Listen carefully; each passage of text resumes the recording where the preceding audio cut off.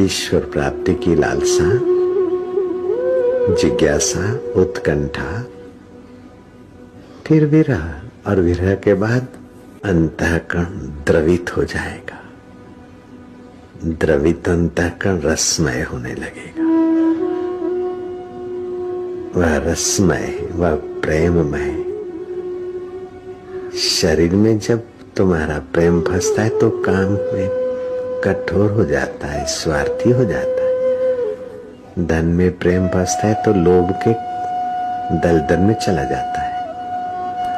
परिवार में ही प्रेम फंसता है तो मोह के दलदल में, मुसीबतों के उस विकट दलदल में धक्के खाता है। लेकिन जब परमात्मा प्राप्ति की भावना भर दी जाए तो उत्कंठा उसे, विरह उसे पिघलाकर रसमय बना देता है। फिर काम का रस तुम्हारे लिए फीका हो जाता है, धन का रस तुम्हारे लिए फीका हो जाता है, शरीरों का और अहम सजाने का रस फीका हो जाता है।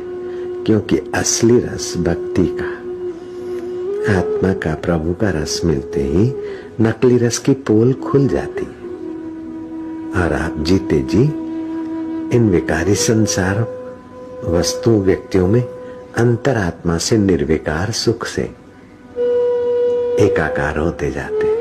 बस इसी का नाम है परमात्मा प्राप्ति, इसी का नाम है पराभक्ति, इसी का नाम है भाव समाधि, परम सुख,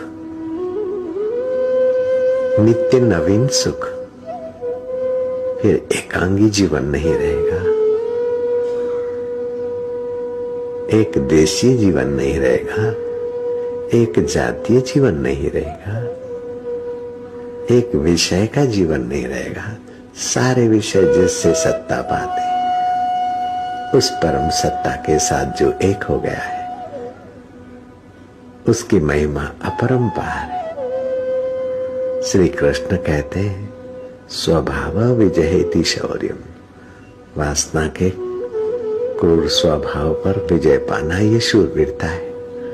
आत्म सुख के उद्देश्य में जगना ये शूरवीरता है।